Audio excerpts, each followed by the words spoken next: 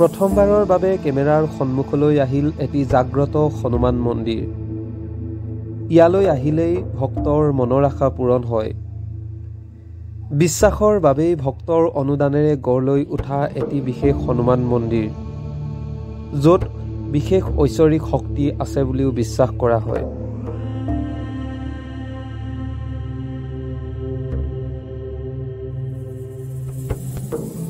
দেশৰ লগতে বিদেশৰ পৰাও ভক্ত আহে এই মন্দিৰলৈ।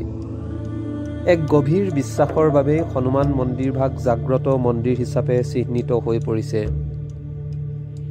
মন্দিৰত আপুনি একো দিব নালাগে, মাথো ভগৱান হনুমানৰ আশীষ ল'লেই বিচৰাবোৰ সকলো পায় বুলিও উল্লেখ কৰিছে ভক্তসকলে।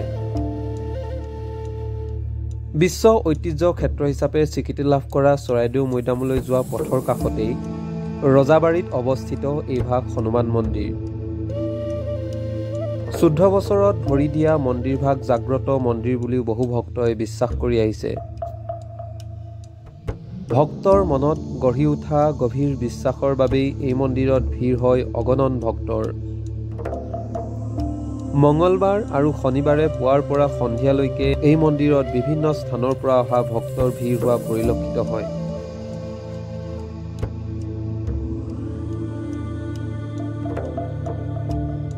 বহু সমস্যাৰ মাজত সোমাই পৰা ব্যক্তিয়ে এই মন্দিৰলৈ আহি হনুমান দেৱতাৰ আশীষ লোৱাৰ পাছতেই সমস্যা সমাধান হৈছে বুলিও মত প্ৰকাশ কৰিছে বহুজনে। বহু ভক্তৰ মাজত বামুণবাৰী হনুমান মন্দিৰ হিচাপে বিখ্যাত হৈ পৰিছে এই মন্দিৰভাগ।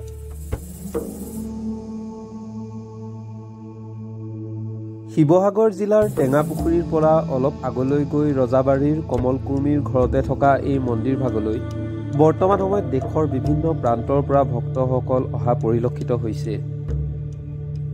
এই জাগ্ৰত হনুমান মন্দিৰে বহুজনৰে মনৰ আশা পূৰণ কৰিছে, বহুজনৰে বিভিন্ন সমস্যা সমাধান কৰিছে।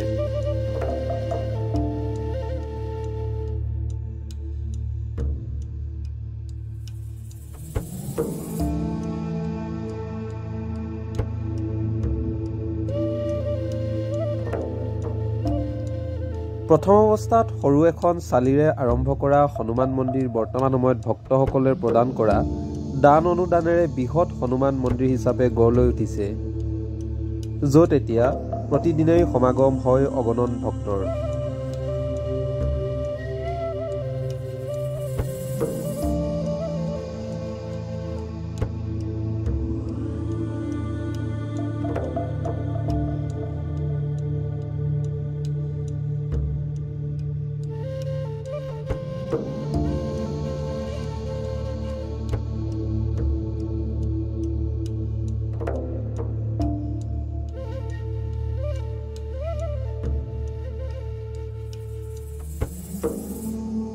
নমস্কাৰ, মোৰ নাম শ্ৰী বুদ্ধেশ্বৰ বুঢ়াগোহাঁই। নিউজ 18ৰ সমূহ কৰ্মকৰ্তা আৰু মই ধন্যবাদ জনাইছোঁ। এই মন্দিৰভাগি আজি প্ৰায় 15 বছৰৰ আগতে প্ৰতিষ্ঠা হৈছিলে। মাত্ৰ এচটা টিঙতে মাত্ৰ প্ৰথম প্ৰতিষ্ঠা হৈছিলে। তাৰপিছত আজি আহি আজি এই মন্দিৰভাগ এই পৰ্যায় পাইছেহি। ইয়ালৈ বিভিন্ন প্ৰান্তৰ মানুহ আহে, বিভিন্ন অসমৰ বাহিৰৰ মানুহ আহে, বহুত দূৰৰ পৰা আহে, কিবা ঘৰৰ সমস্যা কিবা লৈ আহে। ইয়াতে তামোল পাণ আগ কৰে আৰু কিবা বাবাৰ পৰা কিবা আজ্ঞা লয় আৰু সেই ধৰণে কাম কৰি তেওঁলোক ফলৱতী হৈছে। এই মন্দিৰভাগি ময়ো আজি প্ৰায় 10 বছৰৰ পৰা ইয়াতে আহি আছোঁ আৰু প্ৰতি বছৰে ইয়াত হনুমান জয়ন্তী বহুত ধুমধামেৰে পতা হয়, বহুত ভক্ত হয়, হাজাৰ হাজাৰ ভক্ত সমাগম হয়। গতিকে ইয়ালৈ মই আমন্ত্ৰিত জনাম যে কোনোবা যদি কিবা সমস্যা লৈ আহে, ইয়াত বিভিন্ন ধৰণৰ সমস্যা তেওঁলোকে সমাধান পাব বুলি মই আশা কৰোঁ। মই সম্পূৰ্ণ নিজে বিশ্বাস পাইছোঁ আৰু বিভিন্ন ধৰণৰ মানুহ আহে আৰু মই নিজেও মোৰ ঘৰৰ বা কিবা সমস্যা লৈ মই আহিছোঁ, সকলোখিনি মই উপকৃত হৈছোঁ, বহুত ফলৱতী হৈছোঁ। এই মন্দিৰভাগি দিনে দিনে বহুত আগলৈ ওপৰলৈ আহি আছে। বিভিন্ন ধৰণৰ আপোনালোকে নিজে দেখিব যে সকলো প্ৰকাৰে মানে উন্নতি হৈ আহি আছে আৰু ইয়াত যিসকল আহে সকলোৱে ফল পায়। ৰজাবাৰী হনুমান মন্দিৰ ৰজাবাৰীত অৱস্থিত হৈ আছে আৰু ভক্তসকলে আহে, যিটো বিচাৰে সেইমতে পূৰ্ণ হৈ আছে। আৰু মই বহুত তলৰ পৰা আগবাঢ়ি আহি বাবাই মোক এইটো পৰ্যায়ত আগবঢ়াইছে।